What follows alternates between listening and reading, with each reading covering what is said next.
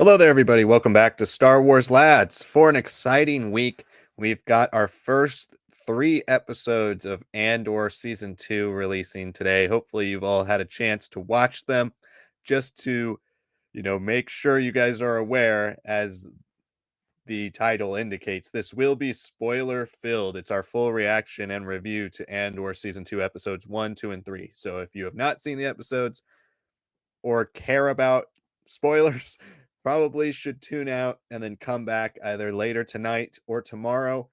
As we've said in the past on live streams and some other videos, we're testing out a new strategy this time, obviously releasing 3 episodes. And luckily, Andor has significant length episodes. We don't have these 25, 30-minute episodes like we've had in some other shows.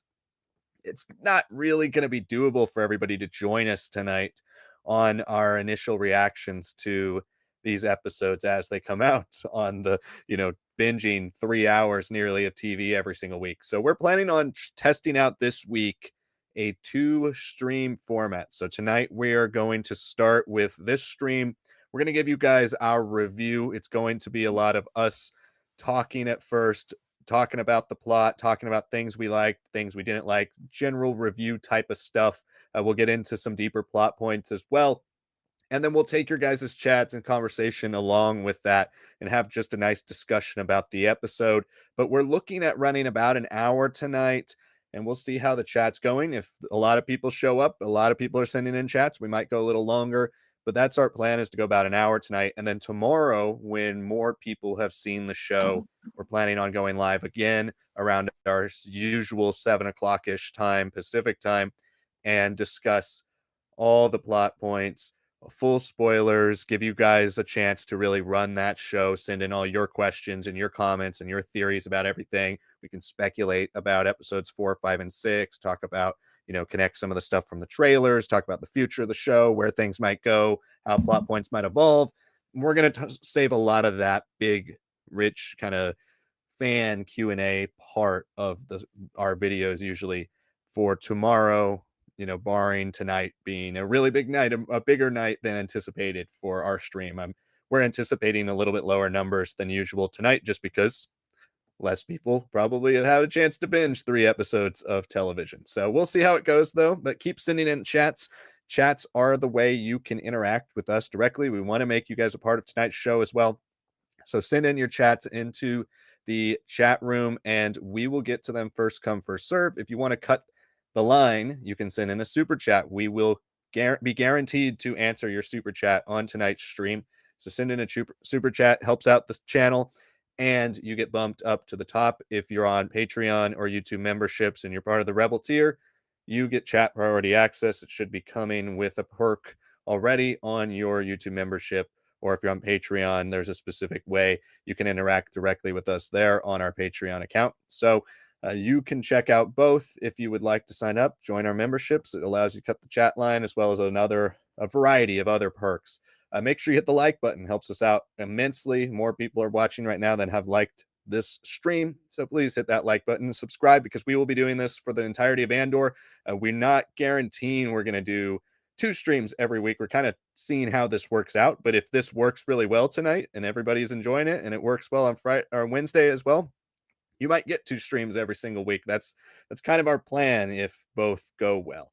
Barring the fact that one of them doesn't go well, then we might switch to 1 stream a week.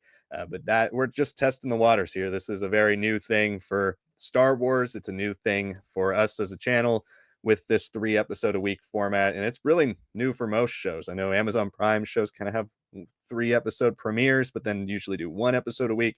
This is an interesting strategy to go 4 weeks, 3 episodes every single week. So we're testing the waters here, and hopefully you guys bear with us as we figure out what works best for our channel and all of you, our fans, as we all get to enjoy and talk about this highly anticipated season of Star Wars. And let's just get into the review now.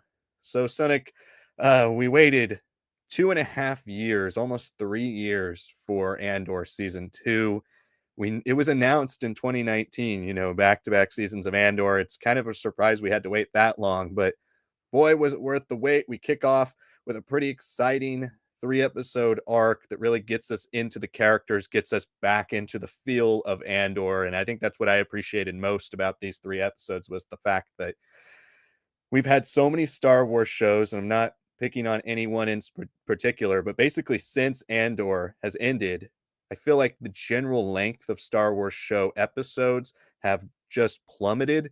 We've been closer to the 30-minute, 35-minute average. Sometimes our best episodes are 40, 42 minutes. Andor was nice because we got, even with credits, 2 of these 3 episodes were almost 50 minutes or over 50 minutes with credit or without credits. And then with credits, they're almost an hour.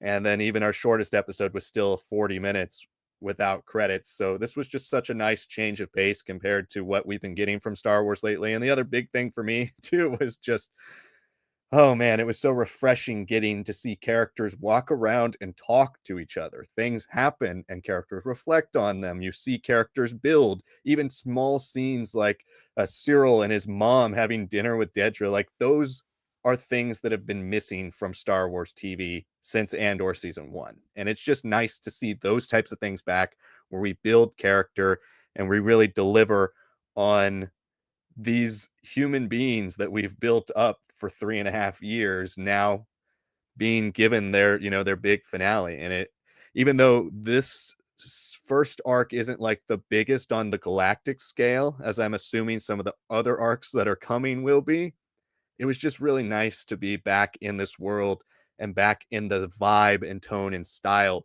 of Andor. And it just really reminds you how much better it is than basically anything else we've gotten from Disney Plus, but especially Disney Plus Star Wars.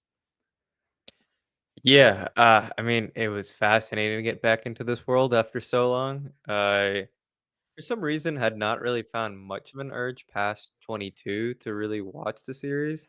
I think it's just the fact being Mandoverse is still really fresh, and I was happy to have a mix of, hey, here are all my toys. What happens if I put them together scenario, and hey, here's like this incredibly detailed, very strongly, like, anti-fascist messaging and depiction of a character who, was interesting enough, but never was the star like, the marketing tried to even put him out there to be. So, yeah, I was happy, I was pleased, and I can say for people who haven't seen it, but are just maybe checking in on our initial thoughts, it feels a lot more like Star Wars, and that's very interesting to say considering, well, it's been so many years since first season, and because you would think, okay, now shrinking kind of like the way Andor does all these storylines, how it interweaves, how it reflects and refracts, you would think, man, it's gonna just feel like you're cutting off a lot of depth and all that. But no, no. I mean, I think they did some great visual tricks with a lot of centered shots, which I think would have probably not have liked in, like, a Netflix show or a Prime show or something, because that feels more situated for, "Hey, you can watch this now on your phone." These ones, like, I was like, "Oh, this is really, really, really intentional." I know, people love Bertel's soundtrack, and you can tell that he stepped away from the project, but no, I was still very pleased. I think a lot of the music builds up throughout the 3 episodes. It's very charged. Yeah, I think a lot of the elements that made Andor are still there, but they've become a little bit more of the common Star Wars feel, and I think, honestly, condensing these things actually worked in its favor. I know the reality, the grim, harsh realities that Cassian goes to before he transforms into this rebel. That's cool. That's awesome. But as a Star Wars fan, I think people watching it in 22 were like, do I really like this? Like, it's great prestige TV, but does it feel like the movies? Does it feel like the best of the movies and stuff? Like, it didn't feel like Empire Strikes Back, even though that is a very similarly dark story. All right. So I could understand all those things, but if you're gonna come into season two, you hear there's only 2 seasons. You'll, I think, enjoy the start of this season a lot more than the start of season 1. There's obviously things that have already been developed, and now it's just, "Okay, let's just deal with a lot of season 1's threads and see how we can immediately pick them up, develop them, or even close them off." So, yeah, fascinating, well done. I truly, I was pretty shocked that they pulled it off, and surprisingly of all things, not just this being very Star Warsy to me, I was kinda shocked how funny this episode was. Yeah. Like, especially all the characters that Cassian interacts with. Oh my god. I was just like, "Wow, okay, I don't know if I like this because the crew that he's with are really stupid," but at the other end of the spectrum, I'm like, "No, but, like, he's playing the straight man to these characters that otherwise would have been taken a bit more seriously for their humor." Here, you're, like, kinda devastated. You're like, "Oh, man, how much longer are we gonna drag out stuff like this and that, right, with these characters?" But that only serves to enhance Cassian. There's a nice little head nod there at the very end of episode 2 when you realize where Cassian has actually been and his meeting point and all that, like, great stuff there. I was very surprised by the humor, honestly, and I think it was mostly centered on Cassian for sure. Um, Definitely a little bit, I will say, with Dedra and Cyril, which is not unexpected, but again, that is a pairing that season 1 ended with that made me go like, "Oh, yes, I wanna see more," but I'm also kinda horrified by it. And I thought this even though they didn't really get to dominate the storylines as much, I thought they were fantastic. I thought they had some great scenes. You get to understand more about Dedra, you get to understand more about Cyril, where they've left off, all great stuff. And then, I did enjoy a lot of the Ferrix background characters being developed here. We've known that they're gonna show up and all that, so Cassian is gonna get close to Rogue One. We know that. All these other appearances and cameos that we're getting closer to Rogue One, they can't change too much, right? Dedra and Cyril, wild cards, but I'm kinda more invested in what's going on with their personal lives and even their professional lives at times.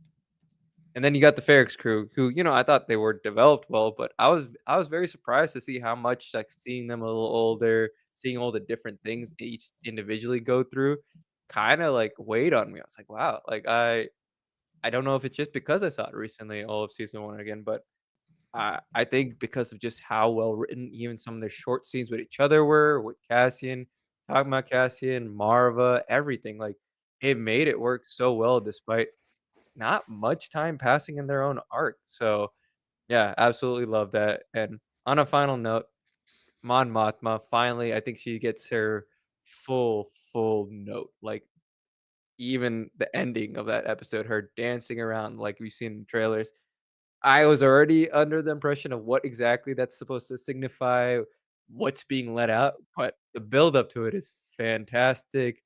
It is seductive. It is wow, it is like hopeful. It is burnt earth, and then at the same time, it's like the liberation of knowing what you have to do has to be done regardless, right? And it's a fantastic 2 years really for 2 plus years now for Mon Mothma, right? And especially the last few months with Mask of Fear, just yeah, I think Genevieve O'Reilly, it was always wonderful that she got her back, but I don't think she would have delivered anywhere close to this level of Mon Mothma if she'd stuck around for the prequels or more George Lucas Star Wars.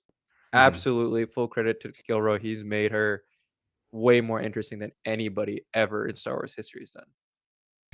Yeah, this is the Mon Mothma that's truly going to explode here in this Yeah. at the end of this episode, and I really appreciate that. I mean, every single character gets a really nice introduction.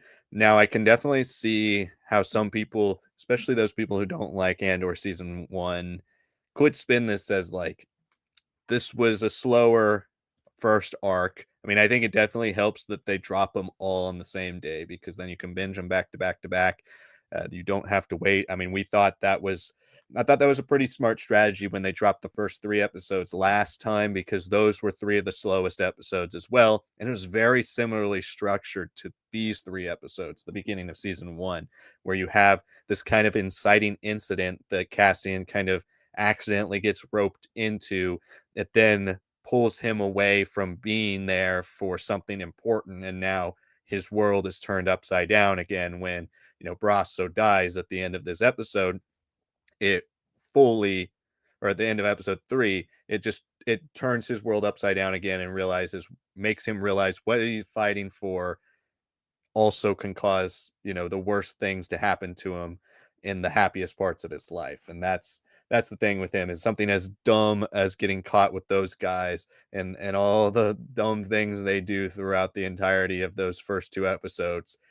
That slight delay has caused, him to lose his best friend. And I think one of the big things that mirrors last season is you see him searching for his sister, and just because he gets in a fight now with some Imperials, now he's down the wrong path, and oh, now he's roped into this grander rebellion that leads to him on a spy mission where all the people he meets end up dying.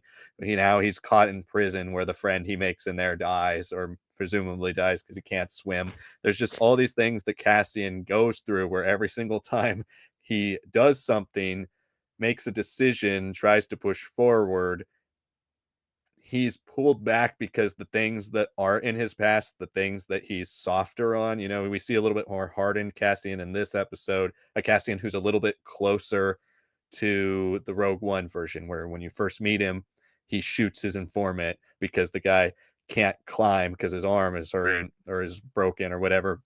He can't climb, so Cassian can't escape, so he just kills him.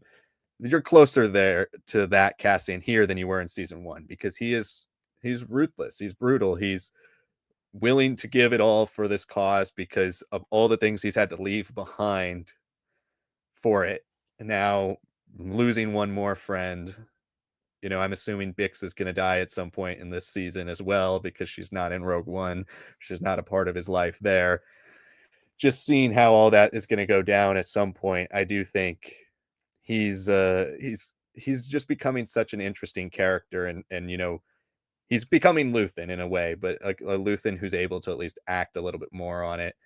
Somebody who deals less in the shadows and a little bit more action, which I think is going to help build his character and make him a little bit more, you know, hands on. He's going to be a little bit more comfortable with his life because he feels like he can control it a little more than Luthen having to deal with shadows. But I love that, like, assassination thing at the end with Mon Mothma's friend, with Syntha, and just, yeah, there's just so many great scenes pulled together in these first three episodes that really just bring you back to the vibe.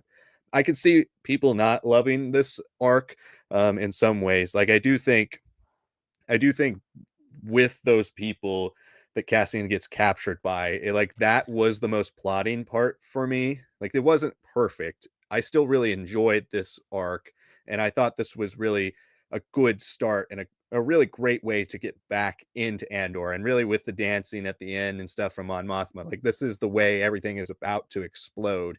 But let's talk about Cassian's part of the episodes first, because he really is, even though the first 10-15 minutes start with him, he does kind of take a back seat to everything else that's going on in this first arc. You get way more Bix and Brasso, you get way more Mon Mothma, you get the wedding of Mon Mothma's daughter, and you get a lot of political intrigue between her and her, former lovers that she didn't get married to, but then and Perrin, and you get the stuff between the two families, and you get Luthen showing up there, which complicates things, and Vel, and all those elements I think were the most interesting to me by far of the whole arc.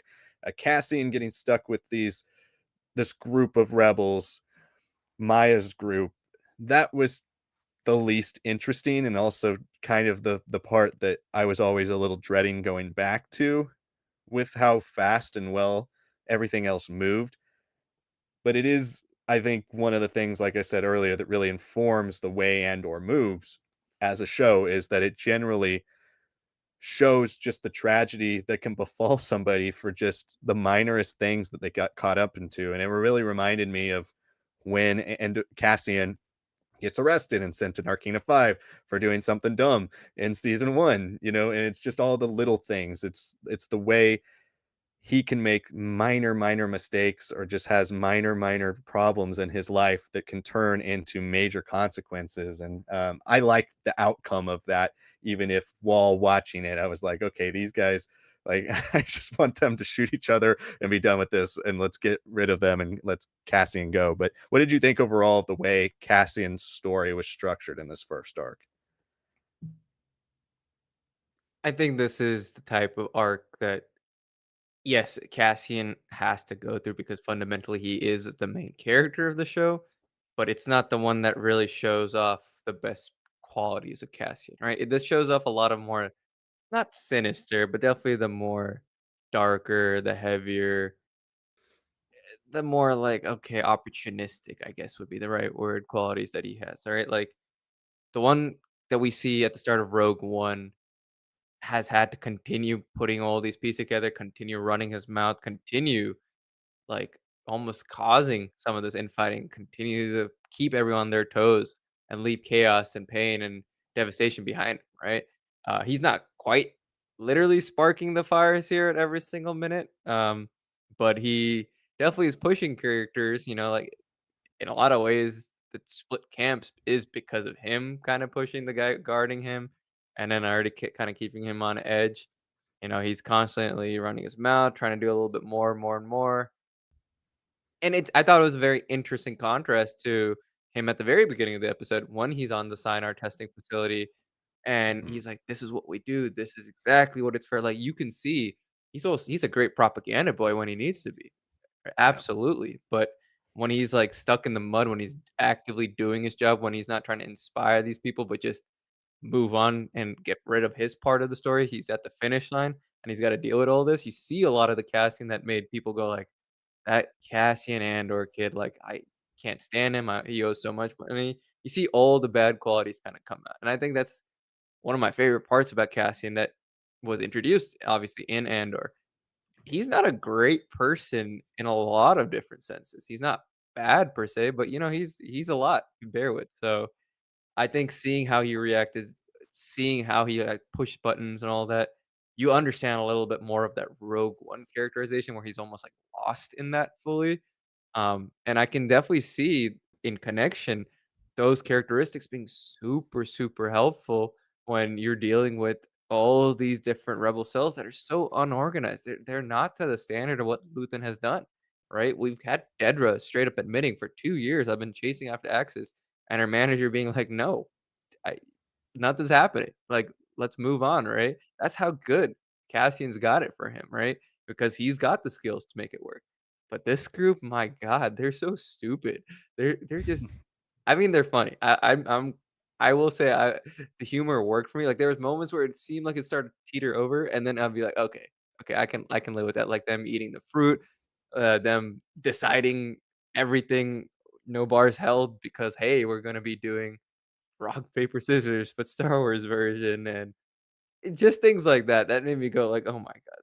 Like, but it's so reflective of just why the rebellion at the current moment is nothing. It's a mess, it's a tragedy. It's why that you can see maybe cells that may never truly be cells, but more like the ropes connecting and binding all these different eventual cells, like what Cassian is doing under Luthen.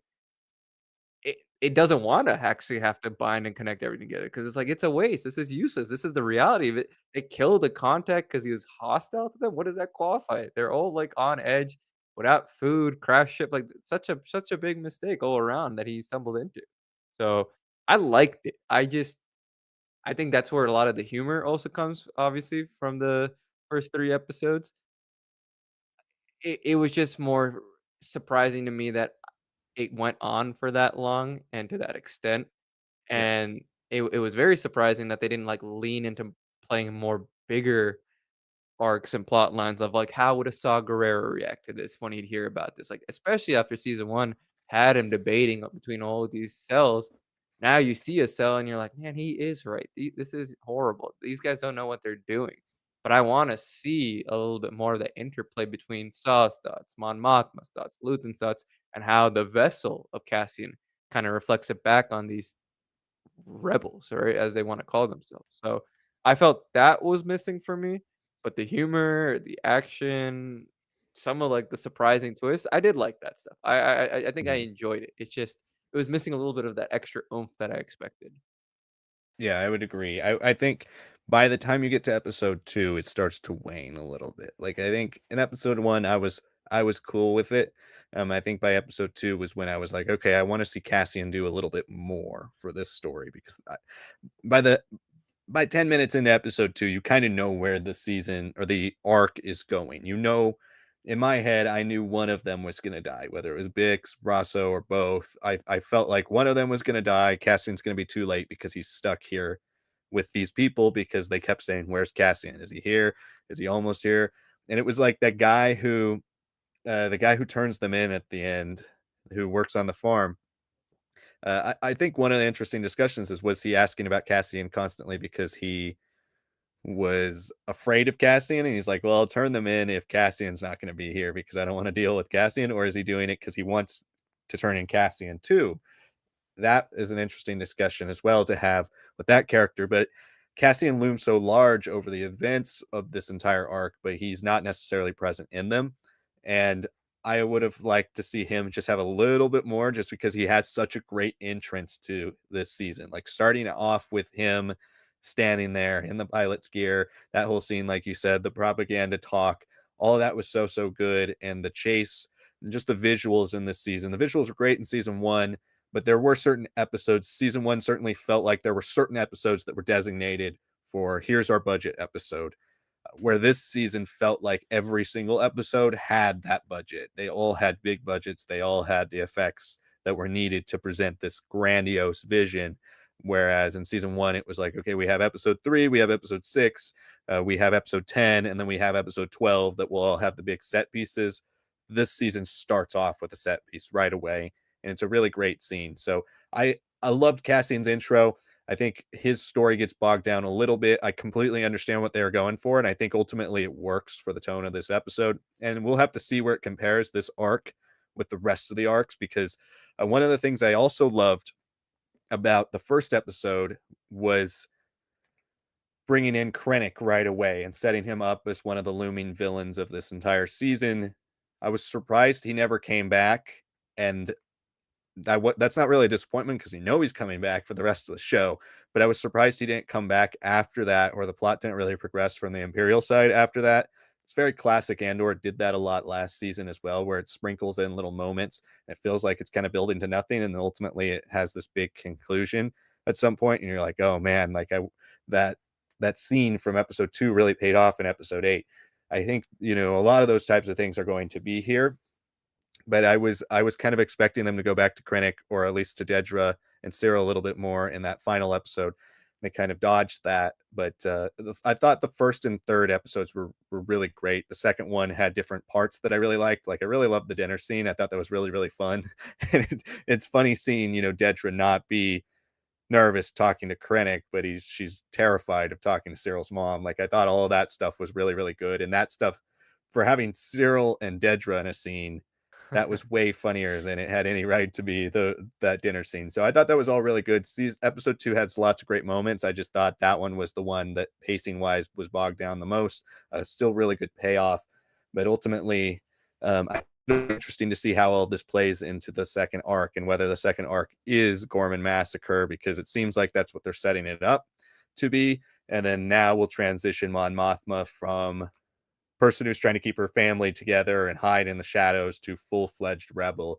And that dancing scene is obviously kind of starting to signify that. So I think this is an arc that when we finish the show, it still might be the weakest of the four, but it will be that one where you're like, that was such a great staging ground for what happens in the other three arcs, and really sets up each character for the moments they're going to go on across the other three.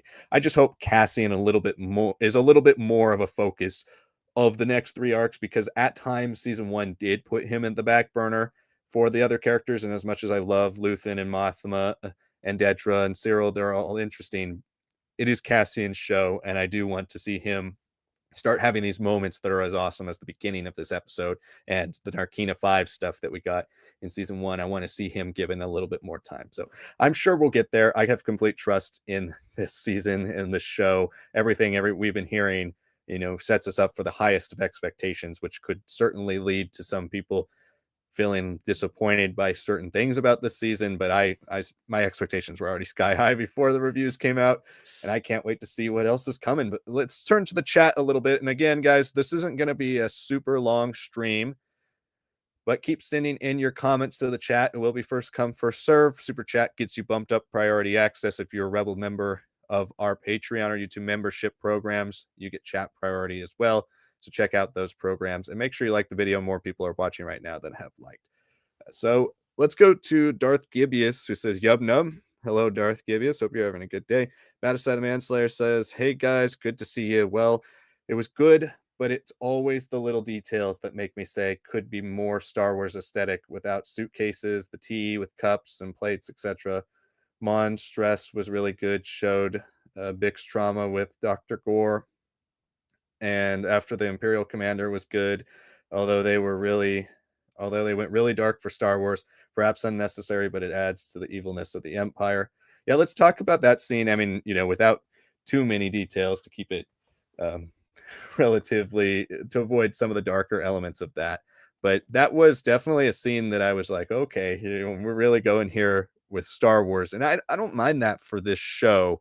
It does seem like, do you have to go with that specific plot point for this character in this moment? But it is something that maybe is used to snap Bix out of kind of her night terrors that she's having at the beginning of the first episode, that she's in this kind of state of flux since Ferrex, and she's trying to rediscover maybe that rebel in her. Is it a scene, that type of fight for survival, that Solo can't depend on Cassian the entire arc? She's like, where's Cassian? Cassian's going to save us. We need Cassian. We need Cassian. That's a moment where she's able to, bring herself back, be a rebel herself since her interrogation and her torture at the end of season one. So I think as a moment for her, it really works. Could they have done it in a different way? Maybe. But I found the overall scene fairly strong for her character. And I think really woke her up for, the future battles to come. Yeah, I agree. I mean, it is a very loaded thing. It's a very real thing. Obviously, it's terrible anytime it happens, and it happens more than it's reported. But to see it in Star Wars was a surprising choice. I absolutely agree about that. But I felt at the moment the guy walked in, the guy who was playing the Yeah. Imperial Lieutenant, I was like, oh man, like, cause it's like weird nice guy vibes with like too much pressure, like, it's oozing, it was like, he even looked a little sweatier from the pores and all that, and I get it, farming planet, whatever, they're shooting on lights and all, um, so a lot of credit to him, like, the moment he stepped in, right, I felt that, even before any camera work, even before any dialogue, right, so well done as an actor, but, yeah, that was heavy, but I do think this is, an example of the show, maybe not having time for everything that a season 1 would've, right? Like, this would've been, in my mind, with the different storylines all combined together, closer to 5 episodes. It's not really a 3-episode arc for me, but like I said at the beginning of my review, by shrinking it down, by just hitting all the essentials with the depth needed, with the right focuses, with the shot selection.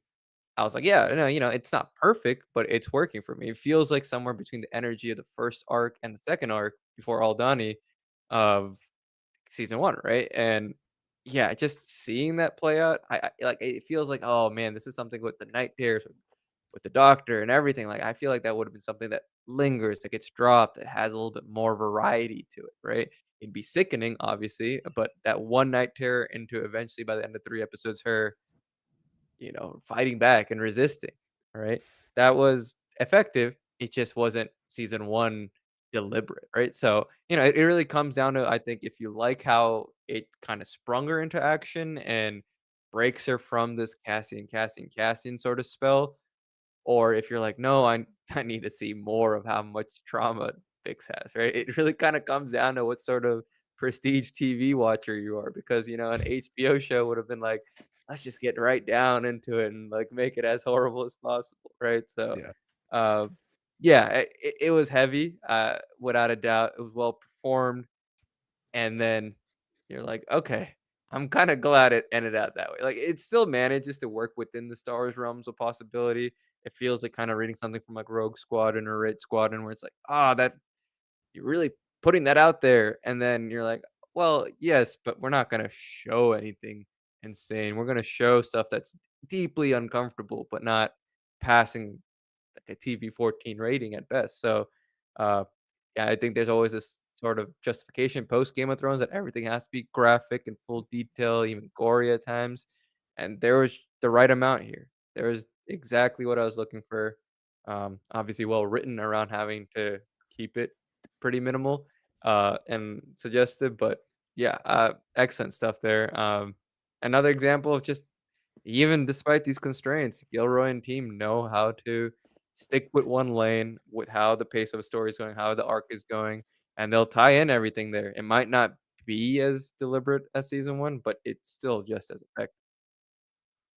Yeah, definitely, definitely. And I think that's the thing that I was concerned most about before the reviews came out and everything was how do these arcs mesh together in that way where like you're saying deliberate but also just strategic placing of being able to believe a moment from episode 1 or 2 of season 1 can connect to that same character in the same way throughout a similar smaller time period in at the end of season 1, right? Certain moments here, we're going to have a lot left off screen, a lot unsaid in between scenes, and I wonder how that will play with a lot of people, seemingly from the people who have seen the entirety of the show doesn't seem to be a problem from a lot of those people. But just as watching all 3 episodes back to back to back every week is going to be hugely beneficial for your overall enjoyment and appreciation for the pacing of each episode, even when there is a slower episode. The same could be said about those people who watch it for the first time as a binge like the reviewers got to. They got to watch all 12 episodes at once. So does that improve some of the things that you have to wait 4 weeks to see overall the outcome? I don't think it'll really change much. 4 weeks isn't that long to wait compared to 12 weeks or something if this was 1 episode a week, but it is certainly a part of their strategy. And after seeing these first 3 episodes, it really makes sense to release it this way. It's kind of shocking that, Disney would do that considering this is such a high profile show. And now that Star Wars Celebration is over, we know we are not getting anything else Star Wars outside of Tales of the Underworld, Lego show, and Visions for the rest of the year. So this is really their last high profile Star Wars release until sometime in 2026, whether something comes out before Mandalorian and Grogu or May Memorial Day weekend of 2026 on. This is our last huge high profile Star Wars release. So it is a surprise that they're doing it that way. But if it's the way it was constructed and the way it was crafted, I admire them for doing that, even if it's not great for our show, even if it's not great for people who are wanting to watch it all on the first day and see, you know, get through these episodes. It is a lot more to consume at once. It does help you consume via the creator's intent, which is always a bonus. But yeah, certainly a dark scene, and it was something that I was even like, okay, I can't believe they're going this direction. Saw it coming as soon as the guy first showed up in episode 2. I was surprised that they went that way, but I think it will definitely work for the character. And overall, I'm like even the small things. I think some of the small things we look at in this arc that we can critique certainly are the parts that feel like they have a start and end in this arc. Certain other things I feel like you have to leave open to see how the rest of the season play out, and then you look back in hindsight and you say, okay, does this work overall, or could they have used one more scene in the first arc with Bix or with Cassian doing this or that connects to what ultimately happens to them throughout the show? I think those are things we have to really reserve our judgment for until we see the entire thing. But appreciate your comment. Thanks to you for that. Again, everybody, keep sending in the chats, and we'll try to get through as many of them as possible. Talk about each plot point, any specific plot points you guys want to talk about, any things that happened in the episode. What were your favorite moments, favorite episode overall, anything like that? Let us know that in the chat. Let's see. Betasai says, I like the dynamic of the people on Mina Rao, but I really wish it would have been Dantooine. The look of the planet was really good. Yeah, the Dantooine thing. So I think Dantooine still has a good shot of being in this season. I think Dantooine would have made no sense for this specific story arc because it doesn't deal with the rebellion. So it's just about these people hiding out. And Cassian, while he takes jobs from Luthen, while he's still the rebel agent, that's kind of his involvement in the rebellion is helping keep his friends from Ferric safe. They're not really ingratiated in the rebellion itself. They're just trying to survive. And so I think it would have been, while cool as a name drop, cool as a cameo for Dantooine, it doesn't necessarily have as significant of a story sense as it would later on in the season when I'm assuming these characters will be more ingratiated with the rebellion itself. Yeah, couldn't put it better. I still think there's a chance, but it might be more of like a montage or some sort of shot. I don't think this is really the show to use montage, to be fair, but I also didn't think this was the type to go for like a 40s like war commercial, infomercial, serial thing with Krennicable. So yeah, I'm gonna stay surprised. I'm gonna be open for surprises. I wasn't so surprised about this not being Dantooine because of the clips that started coming out and it kind of being more just like a harvesting sort of vibe. But I think that's also good. I want Dantooine to feel like just like a rest stop for the rebels of Yavin 4 who are just able to make or just so close to making that next big leap, right? I don't remember the Biggs Darklighter comics and all that, but I do think he might have been around Dantooine when he joined. Like it's like days, weeks before Luke. It's not really that much longer. So I like that being more of a full-fledged, like, we're there, we're in it, right? If I'd seen this, yeah, and it's kinda ironic to say that because we end our 2nd episode with the big one, with Yavin 4 being teased once Hmm. Cassian's flying away, you're like, "Oh, oh, you're there? These people are there? Really?" And especially if you're, like, an EU fan, you're like, couple more beasts should have come out their way, a couple more Masasi Hmm. and gone crazy because man, what nutcases, right? But yeah, no, I like it. I think also the idea that this new planet that's it just focused on harvesting. It's about how people who seem like, they are open and blue collar and working might still be very mixed on how they interact with these toolies, as I call them, right? These off-worlders, these illegals, right?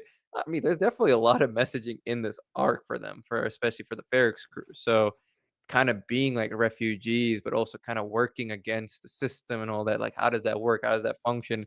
And how does the system sometimes put constraints on you once again, right? And in this case, it was Bix, right? It was pretty shocking to see all that, obviously.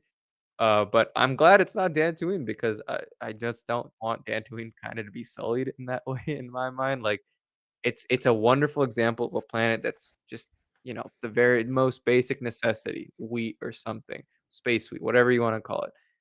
But on this, like, just very bland, simple, hardworking planet, you can see, like, how people might turn on each other. You can see how, so many things feel similar to a lot of the mass farms that we have all around the world here.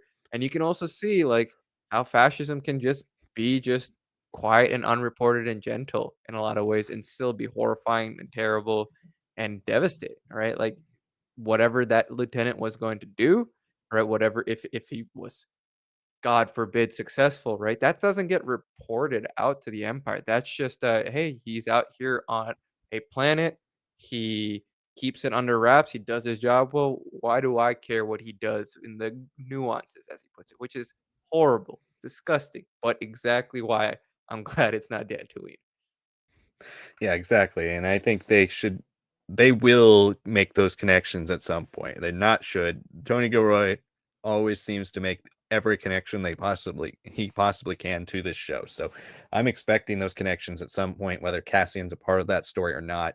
We will get some information, and we do get a lot of name drops or references in these 3 episodes through that scene with Krennic as well. He talks about Tarkin, he talks about Palpatine, he talks about a lot of the higher ups.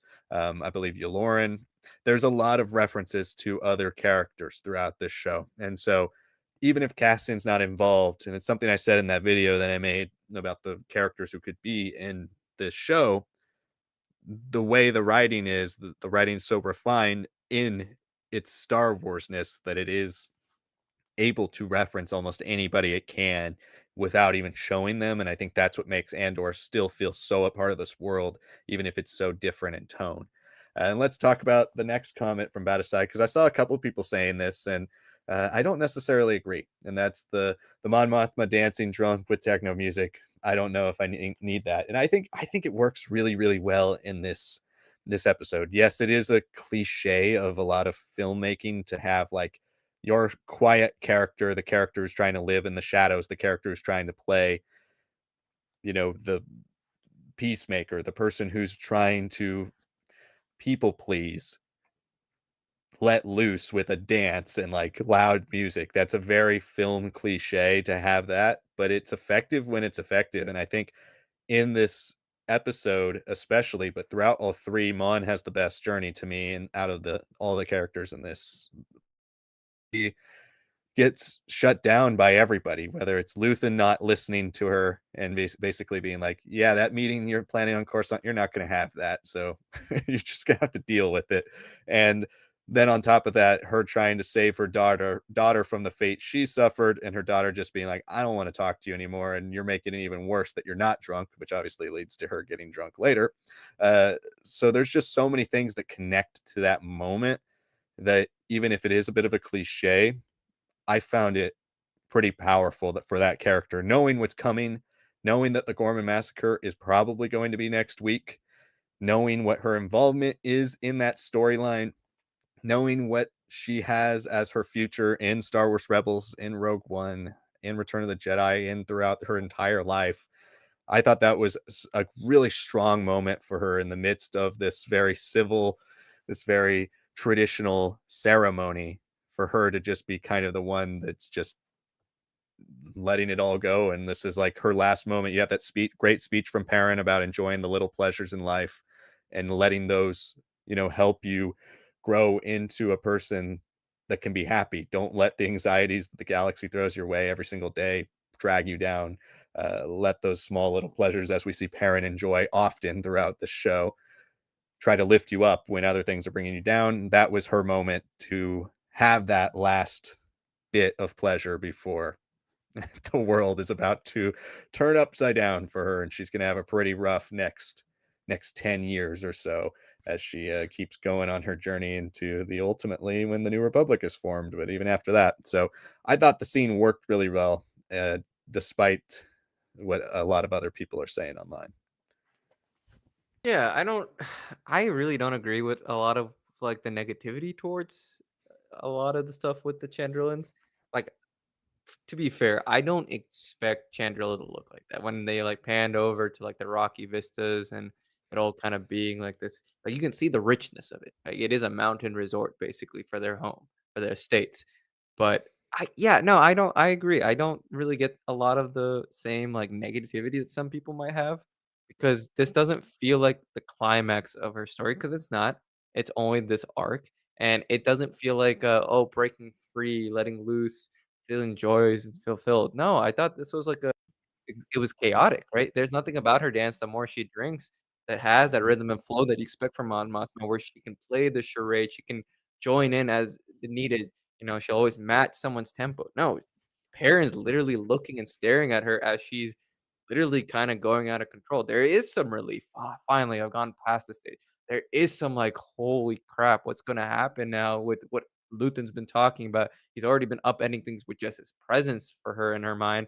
Now knowing that, like, Tay, her kind of maybe boyfriend of high school days, could be, like, offed by, of all people, Cleo's, like, girlfriend in Cinta, lover in Cinta. It's crazy. It's not Cleo, it's, Vel. what's Vel, yeah. And yeah, it was insane to see, like, that insinuation and that final shot with Tay. I don't expect to hear anything about him after this. I think they're just gonna leave it as is. You know what's gonna happen sort of feel. I think also there's a lot of this, like, sort of maybe prequel energy of, like, well, we've already seen, like, such regal designs and all this and that, and it just felt so Star Wars with the Naboo people and all that. But did we? No, I mean, we see a lot of Italian architecture, right? Go to Italy, it's Lake Como and all that, right? We see a lot of suitcases and stuff like in episode 2 with Padme when she's packing up, leaving Coruscant. And a lot of the clothing that we see of the regular Naboo people, it's the queen, it's her closest circle, and then it's soldiers. You don't see the native citizenry. This is not supposed to be representative either of the native Chandrillans. It might just be people settled on Chandrilla, but these are higher off, well off, super great people who, have the money and time to spend on old traditions, right? Not the average, right? So I think there's some of that prequel energy that people are like, oh no, it doesn't really feel like a darker Naboo or something like that. It's like it's not supposed to be. It really isn't. We're not Mon Mothma's not some just working class woman. She is a senator in the galaxy, and she's coming home. Everything's meticulous, everything's arranged, and once you destroy that balance, and then you see all the different things that she's badly crashing out for with losing her friend, losing her daughter, and her daughter's instant reaction to her, Luthen's presence, and then just, now that as us as an audience knows, like, the energy changing with Gorman that she's been following for years now. Yeah, I felt the chaos, I felt relief, I felt everything, like, it's almost like if we'd kept the camera on her a little longer, she's able to hide most of it, but if it kept going, I think she would've collapsed on that floor. Now, the one negative I can say is if you don't like the music, you feel like it's too similar to, like, soundscapes that you'd listen here today on Earth. I don't disagree with you.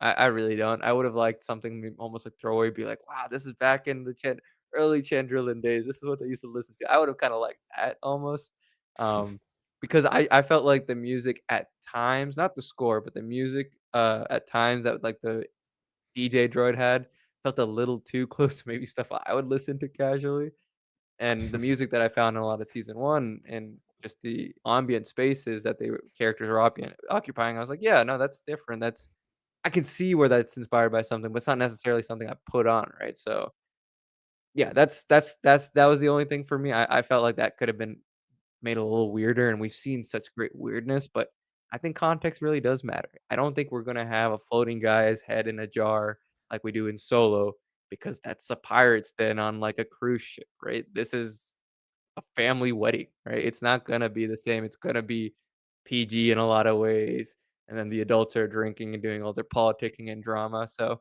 I get it, but I don't I think if you're willing to accept that, you know, Bix's very grounded, realistic storyline, I think you should take the almost strange uncertainties of Mon Mothma collapsing in on herself to be just as good. I agree with that, and I think Mothma here is just it's just the last moment where she's letting everything spiral before she grabs it with both hands. She's gonna take Yeah. control next episode. We're about to see her take control, so she knows what's gonna happen to her friend, and she's tired of letting Luthen and other people dictate what's going on. She constantly talks about in these episodes about paying off, what's his name? Tay? Hey, Paying him off, paying and, she keeps getting extorted by all different people in season 1. She's run ragged in a bunch of different directions, not just that she can't stand up for what she believes in the Senate, but she's not able to stand up to even the people that she feels are doing good in the galaxy that are trying to help make a difference. She's being used by everybody, and so this was an episode for her and an arc for her to finally start to become the Mon Mothma Chancellor of the New Republic, Mon Mothma, the leader of the rebellion, not just the Mon Mothma who's trying to make everybody happy. This is we see we read the Reign of the Empire Mask of Fear book too, and in that too, she's also such a people pleaser. She's trying her best to make everybody like her and figure out a way to make the system work. And it connects really well with the version of Mothma we still see in season 1. And even though she's turned to outside forces like a Luthen, a force that she can't really control, she's okay with that because she still feels like it's gonna make the system they have better, the Empire better. Now this is her just officially kind of rejecting everything that she's been, and eventually, next episode or next arc, at least at some point, we're gonna see her turn into the Mon Mothma that you know from Rebels and from Rogue One and from Return of the Jedi and from everything else that you've ever read Mon Mothma in. So I'm looking forward to that. I thought she had a great arc, and I enjoyed pretty much everything about it from start to finish. Let's see, where else were we? Bachasai says, I thought there was something charming in the relationship between Cyril and Dedra. Laughed at Cyril in bed and about to cry at the same time. That scene with the mom was so unknown for Star Wars.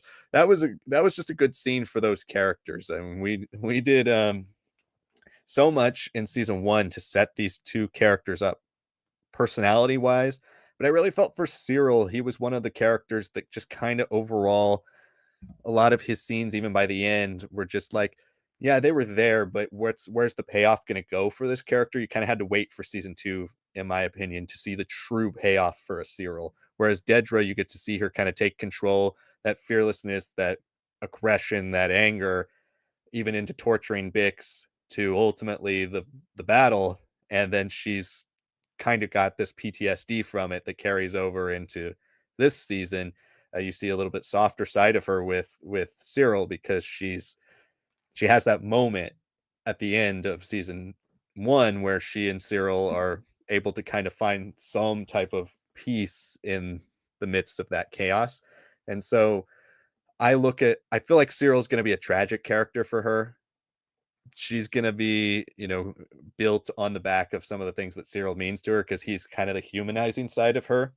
And even though she's still Dedra the ruthless Imperial in that scene, she's able to at least find someone to fight for, which she's never had. And we find out her backstory in that scene as well. The fact that she was an orphan and her parents were criminals, and she was taught to basically hate criminals and be Yeah. true Imperial through and through in this orphanage and grown up to become the person she is. And that, I mean, that informs a lot about who we know her to be. But I thought that was a great scene between the two of them because Cyril's been somebody who just can't stand up for himself, not to anybody, especially not to the women in his life. And I thought that was a really, really great scene. But it was very funny. That was to me the funniest stuff in this entire arc. Oh, absolutely, and there is a little bit of payoff, I would say, from everything that we do see at the beginning with Krennic, with Dedra. You still build up where she was in season 1. She's in a room that she doesn't feel like she almost belongs in, and then you realize she doesn't belong in there because she kinda hates it. She's like, "No, I have a real thing to focus on, the thing that drives me." Like, you can never accuse this woman of not being driven. She absolutely is focused, she knows what she wants, what she needs, and it comes through with how, she's dealing with Edie, and eventually, like, you see Edie being like, "I want spiced tea." "Oh, no, no, I don't want spiced tea, I don't wanna bother you." It's like, "Oh, look at all the sauce that I'm spilling," and it's like, oh, Cyril's father to explore, wasted all our money, deadbeat dad, ran away. It's like, "Okay, is that really the truth, Edie, or is there something kinda real, something definitely fake there and all that?" And, yeah, I mean, seeing how she just Dedra was just like, not really happy about, like, the situation she was in, but, like, just kinda dealing with it. This is her home, this is her abode, and it's called a palace, right? So she rules it, right? She rules it, and I found it very loving to see the choice between her wearing kinda the white suit and, like, the dress, the and the black dress, right? Which I don't and I liked how she felt a lot more comfortable with that, which is ironic because you think ISB, there's that sense of purity, virility, doing exactly what needs to be done, all that. She's used to that, right? But I don't think she's used to that in personal civilian life as much. That's when more of like kind of her darker tendencies are more beneficial to her, more of, like, the directness, bluntness, all that, like, she couldn't do that in her job, she couldn't do it. I mean, that's just a numbers game, she's not there, and she may never be, right? So, uh, I think if George Lucas prequel era definitely was an icon for when it came to fashion, I don't know if he necessarily ever got the same meaning that Andor has managed to with all its fashion. It's truly wonderful seeing her put on like, "Oh, no, I'm more comfortable." Like, you only can think of, like, dark characters who have a weird streak to them, right? Um, oh my god, how am I blanking on her name? But, Wednesday Addams, right? Like, you feel a little bit like, Jenna "Oh, Ortega. what." Yeah, Jenna Ortega, you're like, "What's ooh, like, what is that?" Like, and I felt that about, like, I'm like, "Oh, it's a nice dress," but, oh, there's power in the boots there. There's a lot of great shots too that definitely exemplify when she's leaning more into, like, "Oh, I'm supporting my partner," like, more face front, like, when she's more professional, meeting the mother the first time you see the emphasis on, like, the built-in tie, when she's the one pouring the calf afterwards, and Edie suddenly all so normal and composed. Yeah, I mean, not only the boots, but, like, she's the woman there. She's the one in charge of her household. Like, I saw great imagery, great symbolism, and, maybe George Lucas did the same, but I think until he publicly explains the fireplace scene and Padme's dress there, I don't think he has much sense of meaning there in the same way that Gilroy probably has, because that is a lot of mixed, confusing signals, but yeah, absolutely love that, and Cyril just on the bed, and, like, he just knocks himself out after especially seeing him very much, like, composed with cooking his food in the managerial position now, and, like, he's in control again of, like, what he wants to be putting it all on, and then you're like, "Why is he getting stressed out?" "Ah, Edie," and then you see him fall apart and like, "I just can't be here right now," and then wakes up and he's like, "Oh, interesting. Yeah, that's pretty cool." Yeah, I absolutely hate cheering on Dedra, but sometimes you have to support women's wrongs because it makes for great television. Well, there's a passing of the torch there. She's actually like she gives her blessing basically because Kinda, yeah. Dedra is so ruthless, and she's like, "All right, yeah, this is what I've kind of been wanting for Cyril," because it's like she doesn't believe Cyril can take care of himself, so she's like, "Well, I guess he doesn't necessarily need me now to be mean to him anymore, or tell him critique everything he's doing because he has you to run his life for him, basically." And I don't know if she has more respect for Cyril after that, but she definitely has more respect for Dedra, and I think that's something that's going to work well for that character. I would love to see Cyril have something big in this season that really makes him like a tragic imperial character, because I think he's a little bit easier to root for than Dedra is. Yeah, But I have a feeling that maybe in that scene, whatever he accomplishes, it's going to not end too well for Cyril, and then it's going to be kind of a motivating factor for Dedra, ultimately on her search for Axis and Luthen. I think it's gonna kind of play together there. Now, I wonder if any of her plan has any backfire on Cyril. Her kind of setup here for the Gorman massacre, where she tells Krennic like, "Yeah, you need rebels that you can rely on to basically rebel, and then that gives us a reason to put down this population." She gives him everything he needs, which is why he hires her to set up the Gorman plan, which is ultimately going to go very poorly in the next episode, or very right, depending on which side you're on. But I wonder how that's going to affect her and Cyril, and whether Cyril's involved in any of the chaos of that, as we move forward here into the season, because I think Cyril's going to be kind of used to inform the viciousness of Dedra as we keep seeing her transform. She doesn't necessarily feel comfortable with who she was in that ruthless role last season, but as she keeps talking with these higher and higher ranking Imperials, as she keeps getting more and more involved in the seediness of the Empire, the dirty tactics of the Empire, I think you're going to start seeing her become one of the true villains of this season in this show. Vanasai says the costumes of Chandrillans and the wedding rituals were quite cool. Yeah, definitely. I thought the way everything looked on Chantrilla looked really nice. The buildings, the way it all, um, the palace style. I love the opening scene with Mon Mothma there, where you see her walking down the corridors and the courtyard and the stairs to the landing platforms. Like, I thought all of that looked really great as a space. Andor keeps continuing to make it feel real. It doesn't feel necessarily as volume-esque. It feels open, and like they're shooting on actual locations. It just seems so much better put together. It seems so full of life compared to some of the other things we've seen in some of these other shows recently, and just in general on Disney Plus. And so I admired that just right off the bat. And even though it's not a grandiose spectacle of like a scene or a palace, it just seeing a camera follow a character through winding pathways, it makes a space real to me. And I thought that was well done, and a nice just indicator of what Andor is generally with the show. yeah, yeah. I really did like that tracking shot basically to start us off. It was very interesting as a contrast to Andor's kinda sequence, just being, like, all out, like, okay, that's the cold open basically of the whole season after, like, 2 plus almost 3 years of waiting, and then you're like, "Okay, this seems more familiar," just walking around with Mon Mothma, kinda dealing with the sway and movement of her life, and then you're like, "Oh, no, we're at the wedding, like, this is not just her, like, making a visit, like, this is it." So you're like, "Oh, that's exactly why they need to show off everything, that's exactly what they need us to feel and understand," right? So, yeah, yeah, I was pleased, pleased all around, but yeah, uh, great stuff. I don't think in any singular way I've ever felt that the sets have ever been too Earth-like, even though they are just very minimally in a lot of cases, just dressing up real places that people visit and go to as, like, tourist spots.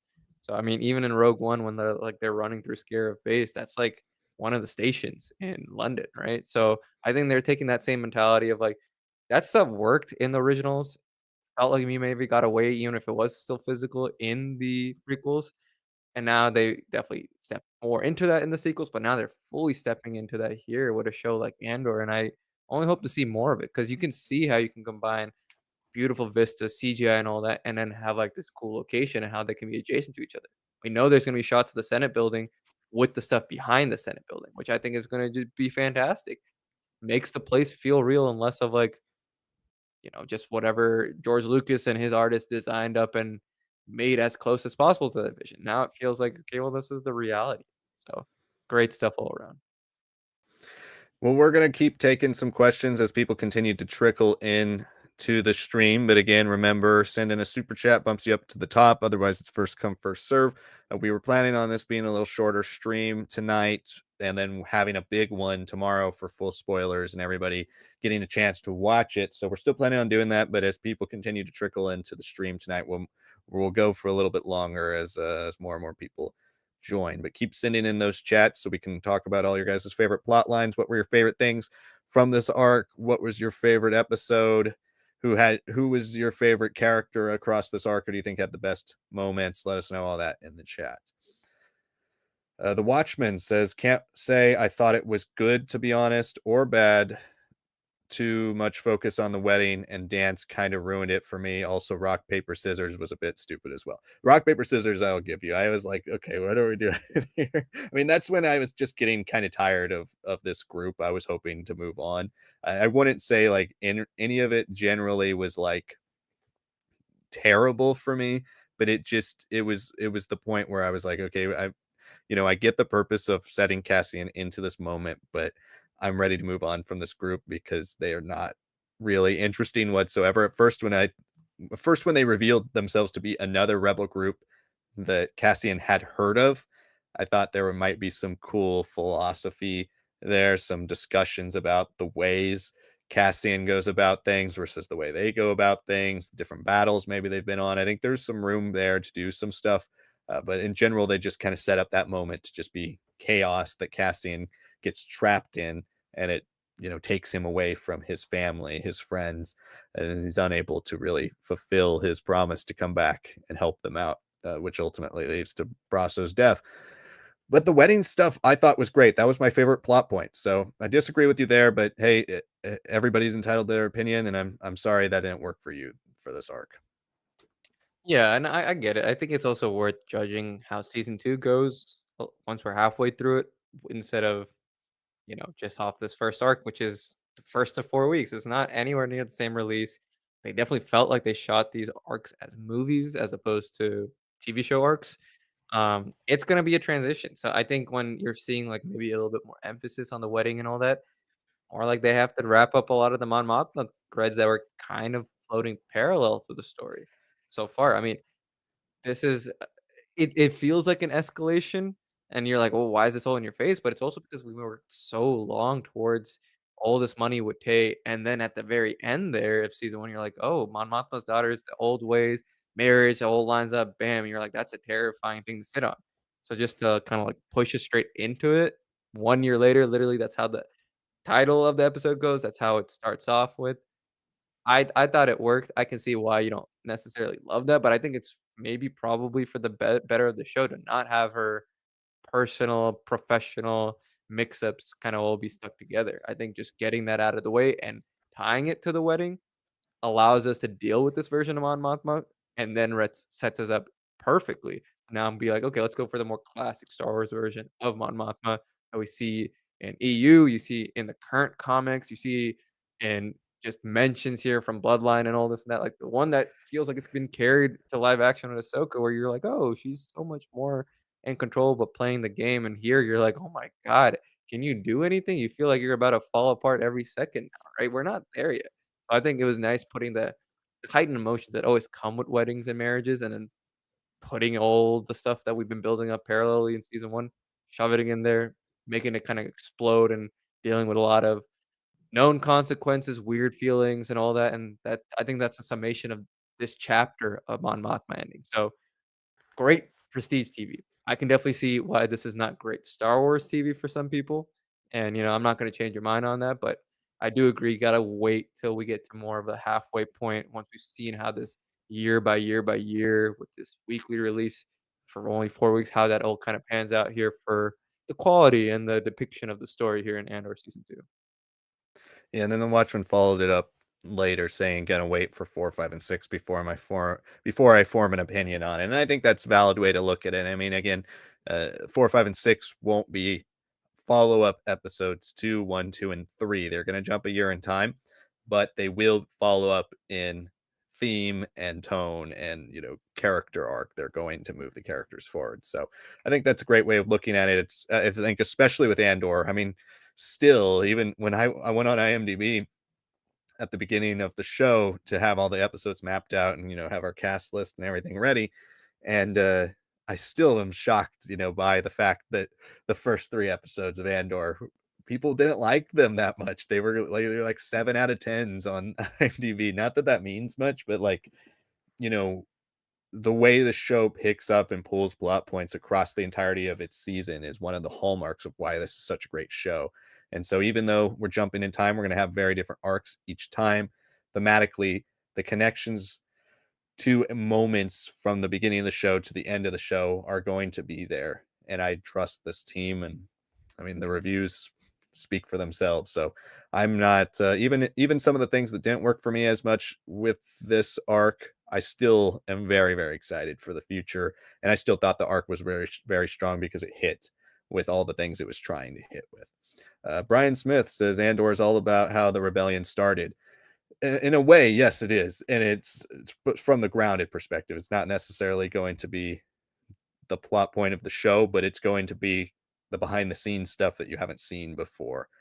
How the rebellion started, the simmering, the constant chaos, the frustration, the anger, and that's kind of the backbone of Andor is this anger just from every group of people you see, whether it's anger at the empire, anger at the rebellion, anger at this group, anger at that group. It's Tony Gilroy does such a great job with forming this constant tension, the simmering fear, and I think especially in this 3 episode arc format, it works almost even better. Like when I was watching these 3 episodes, I was waiting for certain things to happen. It's like you could kind of see certain plot points coming. Like I said at the beginning of the stream, kind of saw Brasso dying coming. Not necessarily him until the last episode. When it was the last episode, I was like, okay, it's definitely going to be him. But by 10 minutes into the second episode, I was like, okay, Brasso, Bix, or both of them are going to die.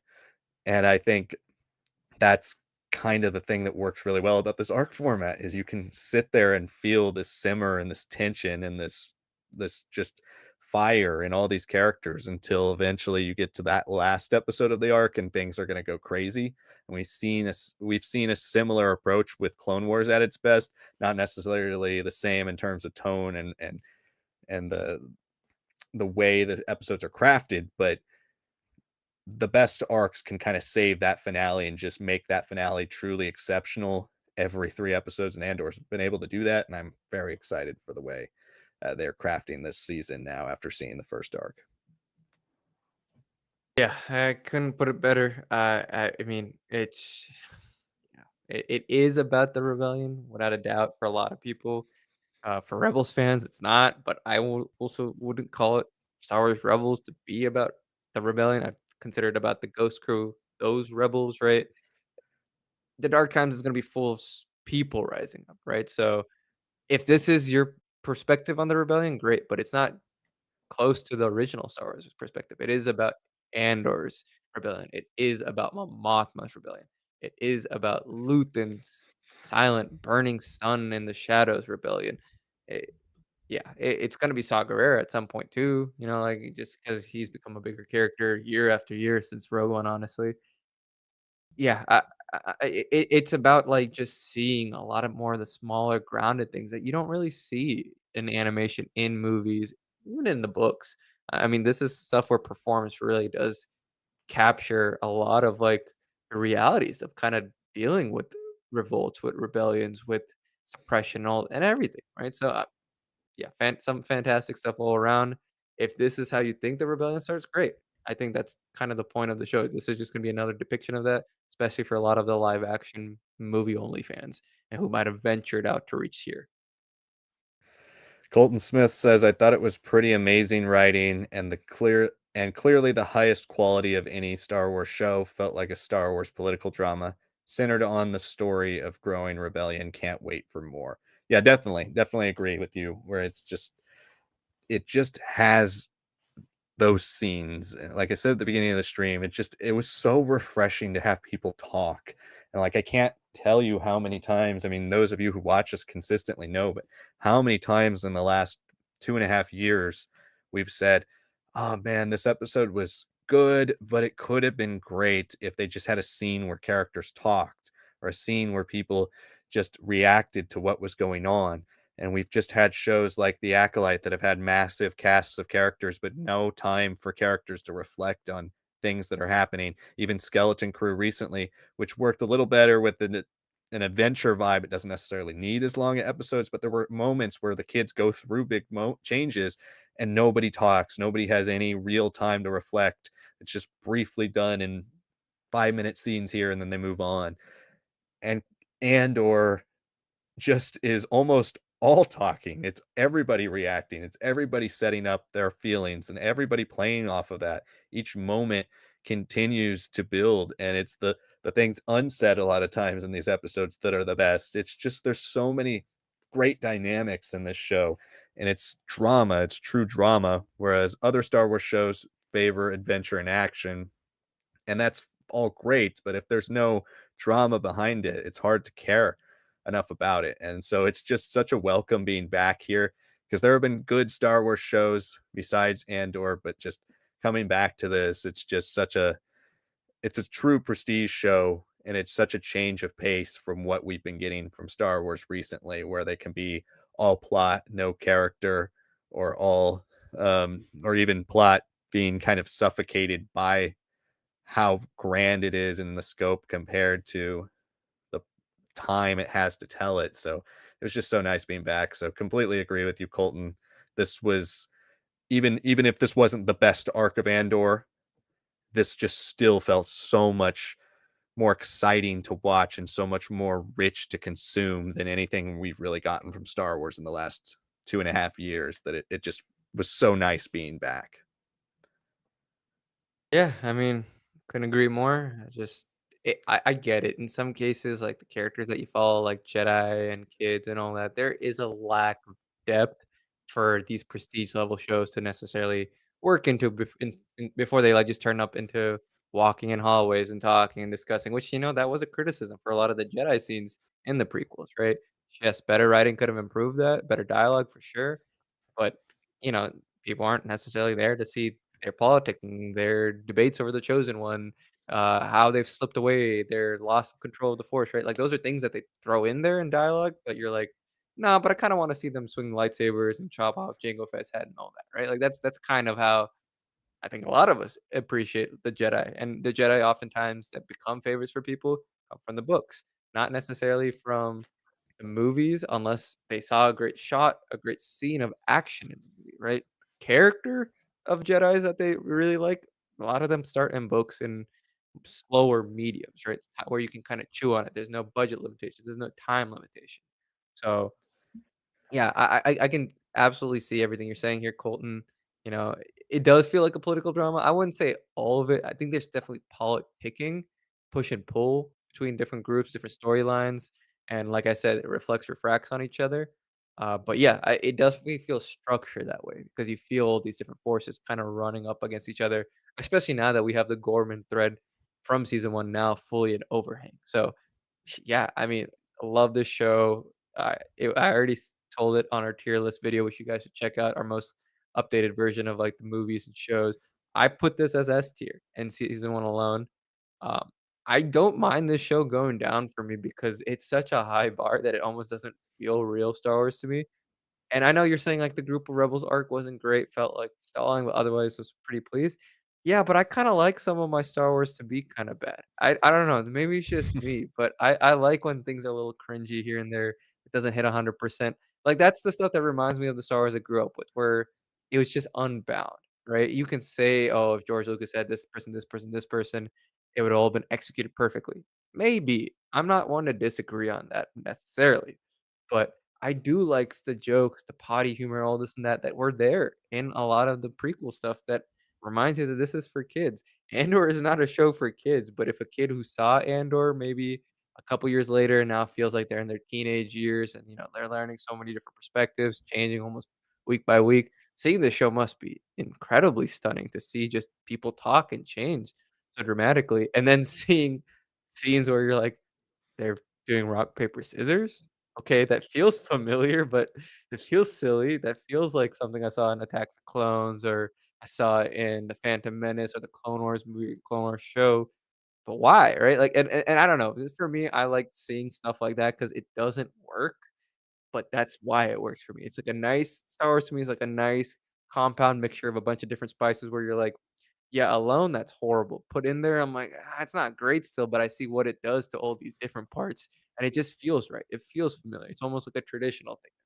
So, that's how I look at it. Again, I'm not disagreeing about the Rebels. They were annoying, they were stupid, they were weird, they were silly, but it felt like a nice little balance, and I think that helped, like I said at the beginning of the stream, feel more and more Star Wars to me in a way that Andor had the Star Wars skin in season 1, now it feels fully entrenched in Star Wars.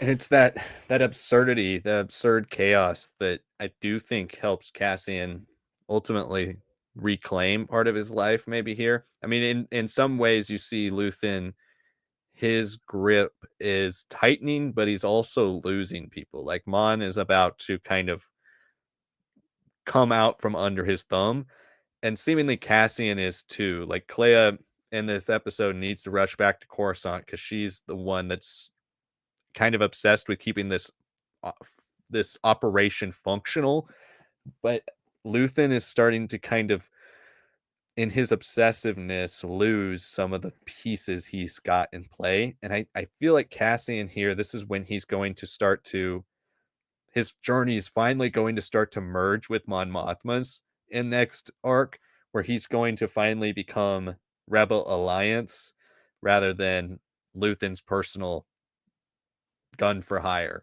And so I think that's where in this arc, looking at the rebel part, like the absurdity of it, the frustration around it, and the fact that when he finally gets off planet and he can't contact anybody, and then when he gets in touch with Clea, she doesn't really know how to proceed. She keeps telling him to wait, wait, wait, and he's just tired of being told what to do. I think that's kind of one of the other things you're supposed to get here is the parallel between his story and Mon Mothma's story, where both of them lose things, lose people they care about from their past because they're told to wait, told to be, work for Luthen, do what he's telling them to do. And ultimately, that's going to cause him to lose these two pieces. And they're going to kind of go and start their own rebel alliance, start their own direction. And it'll be interesting to see that Luthen style merge with Mon Mothma's a little bit more political savviness. So I'm expecting Cassian and Mon to finally have their journeys collide here in the next episode because I think both of them is the setup for that. And I know Badasai, you said a little bit later too. I would have liked to see a little bit more time with Brasso before his end. Me too. I love the character in the first season. I would have loved to see a little bit more, but I think that's also the tragedy of losing him is just the fact that we do like him from the first season, and we do want to see him and Cassian have their dynamic in this season. And then before they can have that, he's gone. So I think that's part of the tragedy of the story, part of the frustration of this arc. And that could be, it doesn't necessarily mean that frustration from character can't necessarily play on us as people, as consumers watching it. I mean, not to spoil other things that are going on, but that frustration that gamers felt a few years ago with The Last of Us is starting to come out into the public for people consuming the TV show right now. It's there's a thing about connecting the feelings of your characters to the feelings of the audience. And that can also go good and bad ways when you have an arc that's built on frustration and fear and anger. I think a lot of that can absolutely play on the audience. So I'm looking forward to seeing how the rest of the arc goes or the rest of the show goes because this arc is so built on the back of Cassian's frustrations about the fact that his operations aren't going smoothly and the fact that they're overrun by this group. And now that we know they're also a group that's larger than just these people, the one guy has his brother who left them to get help. Do we see that brother come back? What does Cassian do if he runs into that guy's brother? Does he shoot him? Does he kill him? Does he have a scene where that's dramatic because of that? I think there's still some rich plot to come out of these characters, even if they were the most annoying part of the show. That's certainly intentional. It's not like I don't think Tony Gilroy sat around and was like making this part of the episode and was like, "Yeah, this is really great stuff here. Like this is some really funny, awesome stuff that people are going to love." I think he's very much so aware of how it's going to play on the audience and those specific feelings that you feel are going to come back for moments later on in the show. Yeah. Yeah, I couldn't put it better. It's weird on purpose, and it's the intentionality of it that I like a little bit more than sometimes the unintentionality that came out with George Lucas and the prequels. Matasai says Erskine is the guy from Rebels who appeared in the 3 episodes, and it's the bodyguard Amon in Rebels, by the way. Yeah, a really cool little pull there, and our first of hopefully many that connect to Star Wars Rebels. I'm expecting next arc to have a little bit more pure connection, but yeah, to see some merging of the two shows because they are certainly completely different in tone and very much so about different characters, but there's enough crossover there to where minor characters, name drops, and other plot points definitely need to be involved in the trajectory of both shows, even if they don't, necessarily mirror each other. They have to at least bring up certain big things that happen across the way. So, our first of hopefully many references and crossover pieces to Star Wars Rebels. Yeah, I thought it was really cool. I think seeing a little bit more of his backstory, how the good qualities of Mon Mothma, the qualities that aren't, like, being kind of tossed into the tumbler, but are very essential to the core of who her being is, kinda plays out with a character like Erskine where yes, unfortunate circumstances because of his parents and their drama and all this and that, right? But we know eventually he's gonna be hand in hand, like, the closest attendant to her leading up into where we see her in Rebels, right? So I do like how some of this intentionality that we see here in this arc, and especially all of season 1 from Mon Mothma is what's collapsing around her, but it's these things that she's just doing effortlessly that is more closer to her truer values, her true self, that you're like, "Oh, yeah, like, that's Mon Mothma, that's why she's the leader, that's why she becomes chancellor." It's not just because she's a great politician, it's because she's genuinely got such great qualities to her, and I think going with relatively minor characters like this and developing them, fleshing them out, and not necessarily needing more than a couple of scenes, that's awesome. I wanna see a lot more of that with the rest of the show.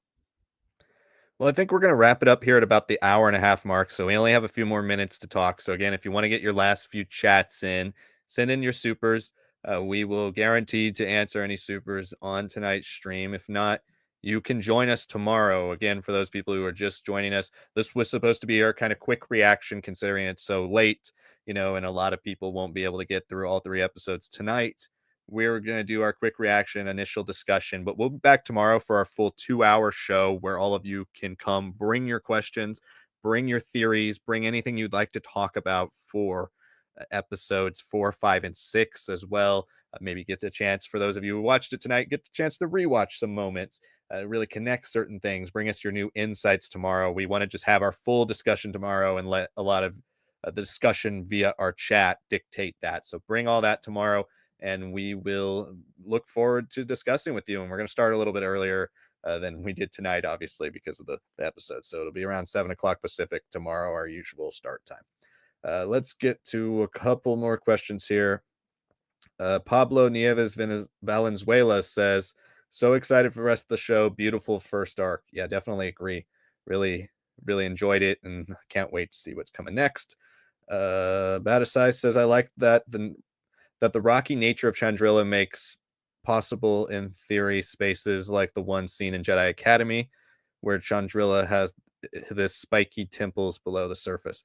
Yeah, definitely some cool callbacks there and some good connections. I really did like the architecture and the planet geography of Chandrilla. I thought it was they really brought it to life. And again, it's the big plus of being able to use practical sets for a lot of these things. It just things feel more alive and lived in than they do when you're creating more digital spaces or things on smaller sets with digital backgrounds. It certainly brought life to Chandrilla and the Mothma estate.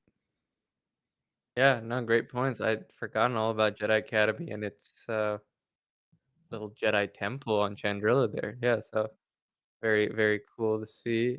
Uh, yeah, it's cool. I can see the fantasy angle for sure. Yeah, yeah, I agree. I think this is a very smart individual running the show, and Gilroy. He's surprisingly obsessive about a franchise that he doesn't care about, and now some of his most recent interviews are like, "This is the most important thing I'll ever do in my career," and I'm like, "I can tell.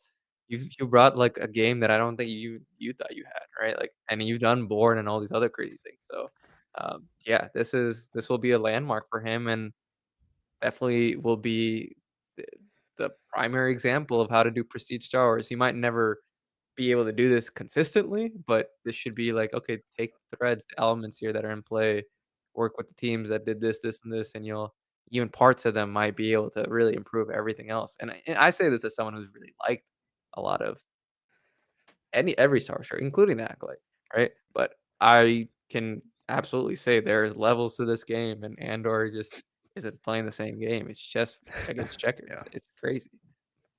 Yeah, it is. And I think this will, having since season 1, right, having had Mandalorian season 3, which was disappointing for that show, Mandalorian being kind of the only competition to Andor, if, season 2 is as exceptional as everybody's saying it is, there won't be any real competition at all for this show. It'll just be heads and tails over everything. And even comparing it to Mandalorian, they're both so different intrinsically and just as a show that they don't necessarily need to bring you the same thing. But the fact that Mandalorian kind of lost its not just its mojo in the way it was written, but just the fact that it just felt so disjointed from between season 1 and 2 feeling so tight to season 3 feeling kind of like this disjointed afterthought.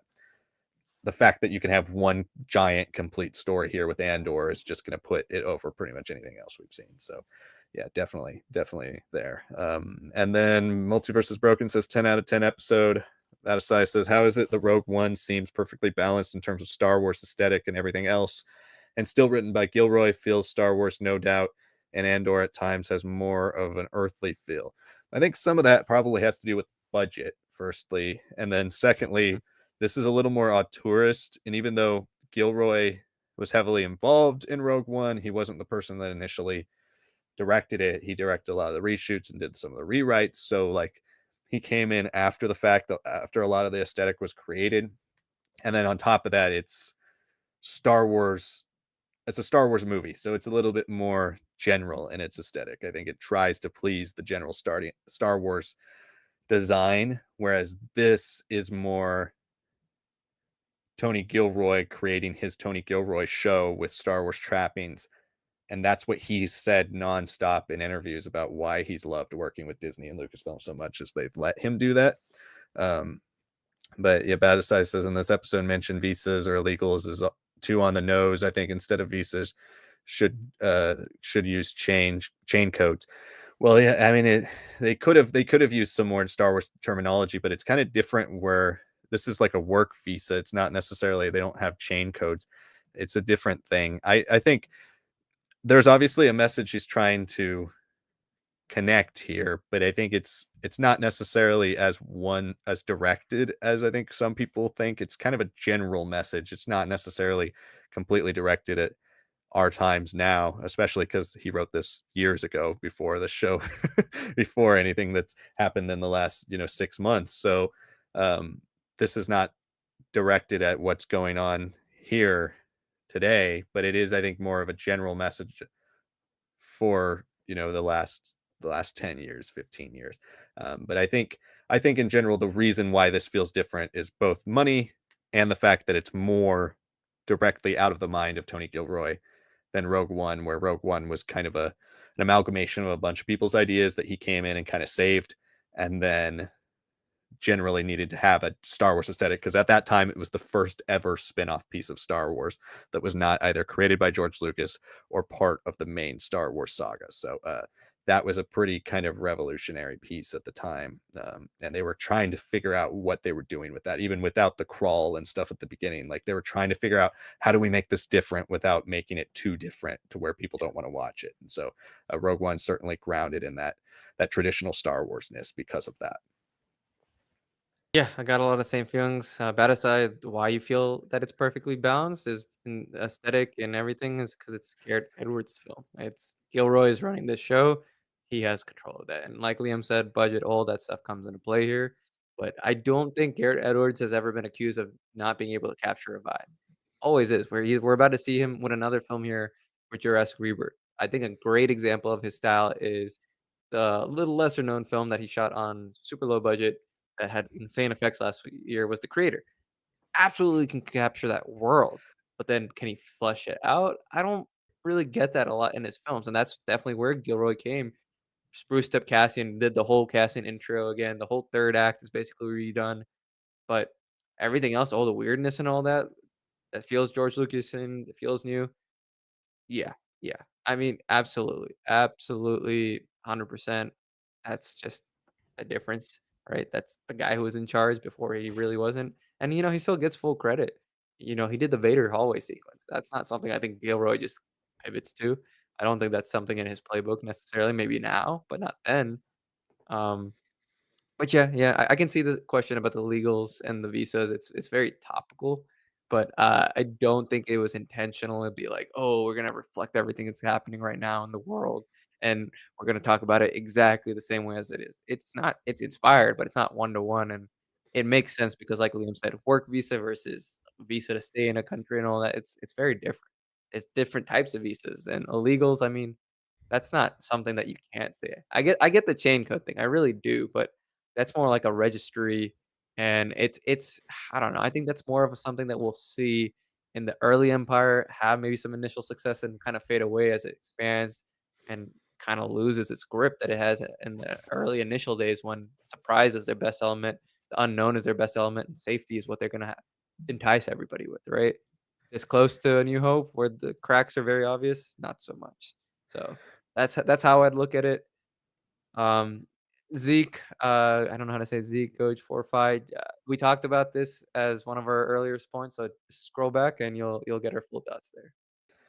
Yeah, and just to piggyback one more time off of that, like chain code, hypothetically, they would all already have chain codes because Yeah, in some way, chain code is for for us as Americans, kind of like social security almost. yeah. It's like a little bit more of like an identification number. It's an identification mark. It's not, but you can have that and then still go work in another country and have a work visa. And if you don't get the proper papers, you can be an illegal in that country because you didn't get the proper papers to be in that country, right? So I, I, I think could they come up with Star Warsy terms for them? Sure, but I don't think it's necessarily targeted at like specific things going on in this country or any other country.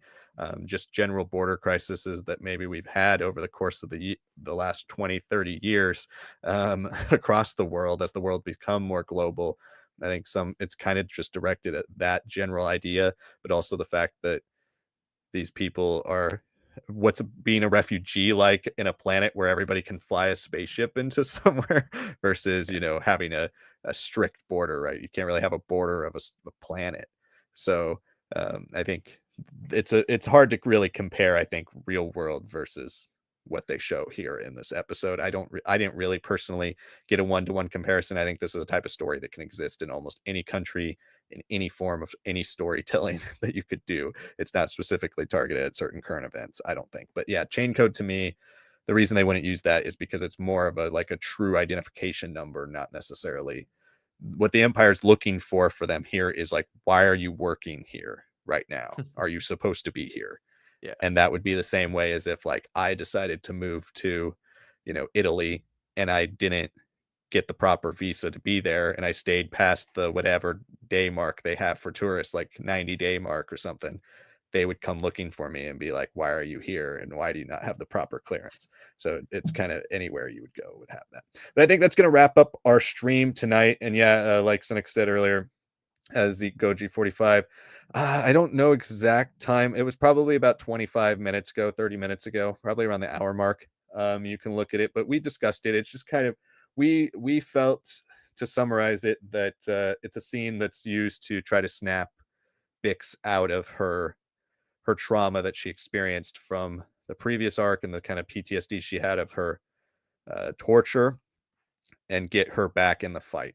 But we expanded on it a bit more a little earlier in the show. But we're going to wrap up our show tonight. But again, tomorrow, join us for the 2 hour stream that will go fully into your guys' questions and your guys' comments and start theorizing and talking about what's coming here in episodes 4, 5, and 6 and beyond for Andor season 2. Talk about a little bit more of the season as a whole and just look at everything coming here for Andor. We're looking forward to talking to you guys tomorrow about that. And let us know again in the chat, in the comments, what did you like about the stream? Again, like I said at the beginning, this is all an experiment for all of us.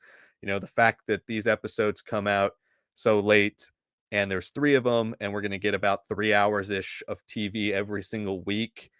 Do you want these reactions to continue on Tuesdays? Is this the only reaction you want to see? Is the Tuesday reaction? Do you care about the longer one on Wednesday? I mean, we were supposed to go shorter tonight, but since we had a bigger turnout, we went a little bit longer tonight. So, do you care about the Wednesday reactions? Let us know what you guys think and which you prefer in the comments. We're planning on doing these 2 times a week every week. So, unless the numbers on the channel don't indicate that we need to, we're planning on doing that. So let us know your thoughts on the format and all of that in the chat and in the comments. If you're watching on replay, please like the video, subscribe to the channel for more. We'll be doing this every week for all 4 episodes, as well as our prediction and speculation videos. If you didn't check out my video that I posted last Friday of all the characters that could make an appearance, cameo, or name drop in Andor season 2, check that video out. We'll be having tons more Andor coverage. We also did a full 3-hour stream where we talked about everything that came out in Star Wars Celebration, or at least the first day and a half of Star Wars Celebration. You can check out our thoughts there. And we're going to have a lot more videos coming out here in the future, as well as shorts 3 times a week, Monday, Wednesday, Friday, and then also our polls twice a day, every day. Thank you so much for watching tonight's stream, everybody. And we will see you all tomorrow for part 2 of this reaction. And hopefully you guys bring your questions and your theories and everything for that. Good night, everyone.